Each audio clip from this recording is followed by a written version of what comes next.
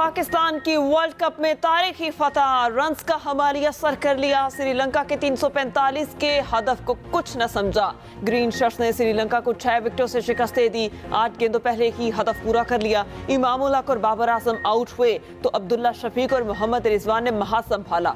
मार मार कर लंकन बॉलर्स का भुरकस निकाल दिया। दोनों की शानदार सेंचुरियां। अब्दुल्ला शफीक 113 रन बनाकर पवेलियन लौटे तो मोहम्मद रिजवान ने 131 रन की नाकाबिल शिकस्त इनिंग्स खेली। मैन ऑफ द मैच करार पाए। साउथ शकील ने 31, इफ्तिखार ने 22 रन बनाए। लंका की तरफ से कौशल मेंडिस की 122 रन की इनिंग्स रायगा गई। समार और रकमा की सेंचुरी भी किसी काम ना सकी। वजीर आजम, वजीर आला पंजाब शहबाज शरीफ, बिलावल समेत सियासी रहनुमा। ग्रीन शर्ट्स ने वर्ल्ड कप की तारीख तब्दील कर दी। एक मैच में कई रिकॉर्ड बने। पाकिस्तान ने वर्ल्ड कप तारीख का सबसे बड़ा हदफ हासिल किया। कौमी टीम श्रीलंका के खिलाफ वर्ल्ड कप के 8 मैचेस में नाकाबिल शिकस्त। मोहम्मद रिजवान ने करियर का बेस्ट स्कोर बनाया। इमाम उल हक ने वनडे के 3000 रन मुकम्मल किए।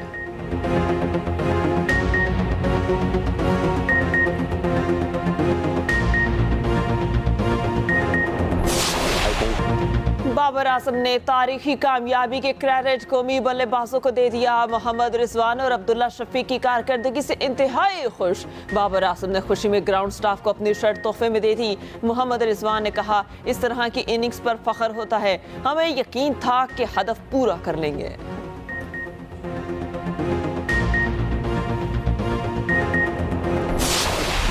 जंगी जनून में मुब्तला इसराइल की बदतरीन बमबारी। गजा पर कयामत ढा दी। नाकाबंदी, सख्त बॉर्डर सील, पानी, बिजली, ईंधन, खुराक की फराहमी मुकम्मल बंद। बच्चे, खवातीन, इमारतें, स्कूल, अस्पताल, एम्बुलेंसेज और सहाफ़ी कोई महफूज न रहा। शहीद फ़लस्तीनियों की तादाद 850 से ज़ायद हो गई। 4300 से ज़ायद ज़ख्मी। अस्पतालों में जगह न बची। बाप अपने बच्चों की लाशें लिए फिरने लगे। इसराइल का 200 से ज़ायद अहदाफ को निशाना बनाने का दावा। पनाकुज़ीन कैंप पर भी हमले। गजा पट्टी खंडर बना दी। बारूदी सुरंगें बिछाना शुरू कर दी। गजा में 6 सहाफ़ी मिसाइल हमलों में मारे गए। इसराइली हमले में बरतानिया में फ़लस्तीनी एलची के 7 रिश्तेदार भी शहीद हुए। इसराइली फोर्सेस ने धमकी दी, गजा में किसी को छुपने की जगह नहीं मिलेगी। हम हर तरफ से हमलावर होंगे। अक़वाम मुत्तहिदा ने गजा की मुकम्मल नाकाबंदी को बैनुल अक़वामी क़वानीन के खिलाफ वर्जी करार दे दिया। कहा, नाकाबंदी से शहरियों की बका खतरे में आ जाएगी। हमास का पूरी कुव्वत से जवाब। इसराइल पर हमले जारी। हलाक इसराइलियों की तादाद 900 से तजावुज़ कर गई। 2400 से ज़ायद ज़ख्मी। 100 से 150 इसराइली यरगमाल। कई आला फौजी और पुलिस अफसरान भी शामिल। 30 लापता। हमास का ज़मीन से फ़ज़ा में मार करने वाले मिसाइलों से इसराइली तैयारों पर हमला। हमास की इसराइल को वार्निंग। हमले बंद ना करने की सूरत में एक इसराइली को कत्ल करने की धमकी।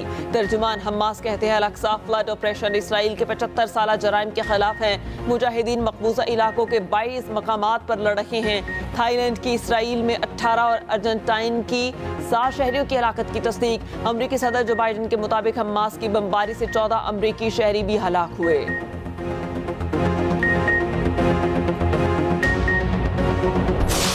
कर रहे हैं ना, but what this law does is it makes Parliament the master of the roster for the Supreme Court of Pakistan. ये असर इस सवाल का आप जवाब दीजिए। My lord, there is nothing in जवाब this. दीजिए पहले साहब के सवाल There is का भी nothing सवाल। in this law which makes Parliament the master. जवाब तो सुन लेना आपका पहले। आप जवाब दीजिए प्लीज। फिर आप बात तो कंप्लीट कर लें please. Because it is that committee is the creation not of the full court but मैंने आपसे 2-3 बातें और भी पूछी थी। अगर चीफ जस्टिस फुल कोर्ट ना कॉल करे, अगर चीफ जस्टिस कुछ ना करे तो फिर पार्लियामेंट ने कर लिया एक काम, ठीक है, मुझे करना चाहिए था, नहीं किया मैंने। Supreme practice and procedure act case की समाअत आज फिर होगी। गुज़श्ता रोज़ समाअत के दौरान चीफ जस्टिस काजी फाइज ईसा, जस्टिस मुनीब अख्तर में तलखी। एमक्यूएम के वकील के दलाइल के दौरान जस्टिस मुनीब का सवाल। चीफ जस्टिस ने सवाल करते ही टोक दिया। वकील से कहा, बेंच के सवालों का जवाब देने की बजाय अपने दलाइल जारी रखें। हर सवाल का जवाब देते रहे तो समाअत मुकम्मल नहीं हो सकेगी। अगर किसी ने अपना जहन पहले ही बना लिया तो अपने फैसले में लिख देगा। जस्टिस मुनीब ने कहा, इस तरह सवाल के खलल डालना नामुनासिब है। बेंच का हिस्सा हूँ, सवाल करना मेरा हक है। चीफ जस्टिस के टोकने के बावजूद जस्टिस मुनीब ने सवाल किया। चीफ जस्टिस ने कहा, आप सवाल कर सकते हैं लेकिन पहले दलाइल मुकम्मल होने दें। साथ ही जजेस से दरख्वास्त है, अपने सवालात रोक कर रखें। बेंच में हर कोई सवाल करना चाहता है लेकिन वकील की कोई दलील पूरी होने तो दें। 4 समातों के बावजूद एक केस मुकम्मल नहीं हुआ, ये हमारी कारकर्दगी है।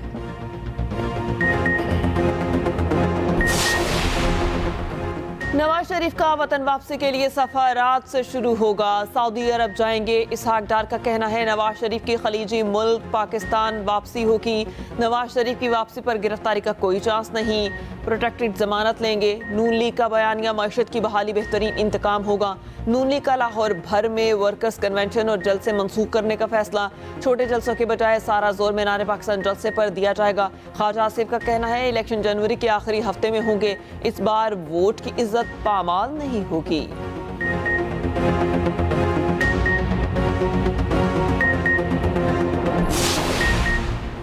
इत्तेहादियों में इंतखाबात से पहले दराड़। बर वक्त इंतखाबात पर नून लीग और JUI में इख्तलाफात। मौलाना फजलुर रहमान की तजवीज़ नून लीग ने रद्द कर दी। इलेक्शन में ताखीर की तजवीज़ पर मौलाना का साथ ना देने का फैसला। नून लीग जनवरी 2024 में इलेक्शन की भरपूर हिमायत करेगी। ताखीर के किसी भी फैसले की भरपूर मुखालिफत की जाएगी। नवाज शरीफ भी इलेक्शन जनवरी या फरवरी में कराने के हामी हैं।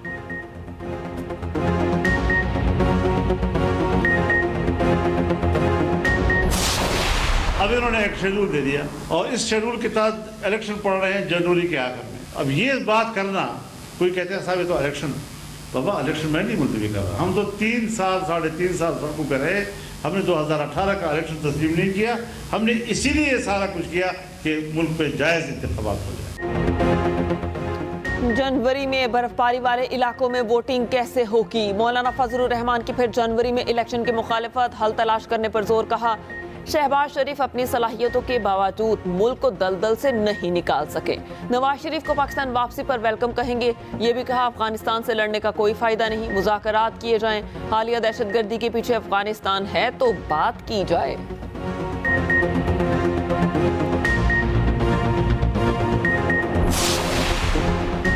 तमाम सियासी रहनुमाओं को इलेक्शन के यकसा मौके दिए जाएं। दरगुजर का रास्ता निकाला जाए। सदर मुमलिकत आरिफ अलवी का मशवरा। सेनेटर मोहम्मद अली दुर्रानी से मुलाकात में गुफ्तगू करते हुए कहा आइंदा इंतखाबात शफाफ और आज़ादाना होने चाहिए। अवाम अपनी मर्जी का लीडर मुंतखब ना कर सकें तो जमहूरियत बेमायनी होगी। तल्खियाँ खात्म होनी चाहिए।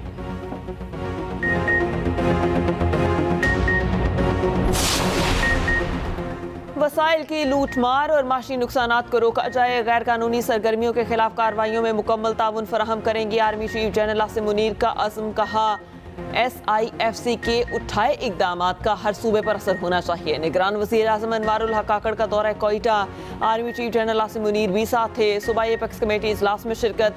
नेशनल एक्शन प्लान, इंसदाद स्मगलिंग और मनशियात पर ब्रीफिंग। गैर मुल्कियों के वतन वापसी पर बताया गया। वज़ीर आज़म ने कहा अमन और तरक्की के लिए बलोचिस्तान की समाजी और इक्तसादी तरक्की नागुज़ेर है।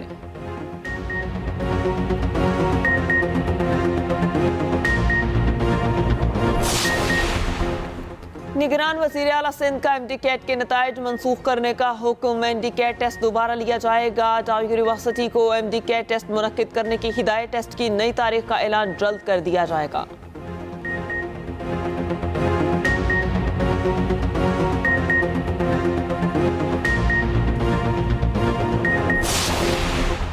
लाहौर में आज तमाम तालीमी इदारे और मार्केटें मामूल के मुताबिक खुलेंगे। तर्जुमान कमिश्नर लाहौर के मुताबिक पंजाब हुकूमत नोटिफिकेशन जारी करेगी। इंसदाद स्मोक के लिए बुध की छुट्टी का इतलाक आइंदा हफ्ते से होगा। माहौलियाती आलूदगी के खिलाफ बड़े क्रैकडाउन का फैसला। वज़ीर आला पंजाब और IG के हुक्म पर स्मोकी व्हीकल्स की पकड़ धकड़। धुआं छोड़ने वाली कोई भी गाड़ी शहर में दाखिल न होगी।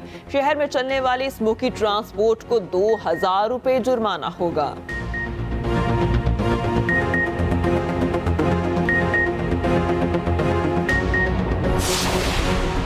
निगरान वज़ीर आला पंजाब का गुजरात के अस्पताल का दौरा। मरीजों के टेस्ट बाहर से करवाने पर बरहम। MS तब्दील कर दिया। वज़ीर आला ने वज़ीर सेहत डॉक्टर जावेद अकरम को गुजरात तलब किया। अस्पताल का दौरा करके रिपोर्ट पेश करने की हिदायत भी की।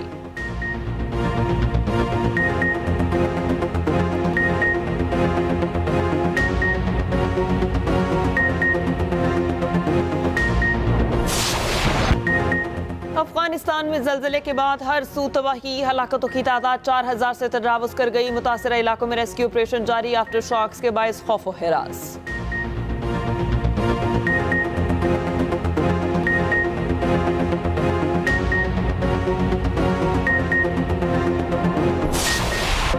फलस्तीन के हक में दुनिया भर में रैलियां, इसराइली वहशियत रोकने का मुतालबा। अमेरिका, बरतानिया, स्पेन, यूनान, ऑस्ट्रेलिया में फलस्तीन के परचम बुलंद। हमास की मुस्लिम ममालिक से जुम्मे को इजहार यकजहती की अपील। सऊदी वली अहद का फलस्तीनी सदर को टेलीफोन, कहा फलस्तीनियों के जायज़ हकूक और देर ब अमन के लिए साथ खड़े हैं। मोहम्मद बिन सलमान के उर्दन और मिस्री सदर से राबते। ईरान की हमास के इसराइल पर हमले में मुलव्विस होने की तरदीद। इसराइली जारहियत के खिलाफ हमास की कार्रवाई को जायज़ करार दे दिया। ईरान के रूहानी पेशवा खमनाई ने कहा इसराइल पर हमला करने वालों के हाथ चूमते हैं। ईरान का इन हमलों से कोई ताल्लुक नहीं, मुतमईन है इसराइल को नाकाबिल तलाफी नुकसान पहुंचा है।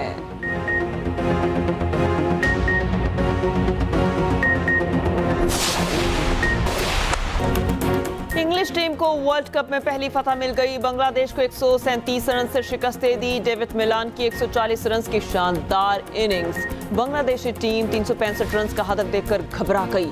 5 खिलाड़ी डबल फिगर में भी ना जा सके।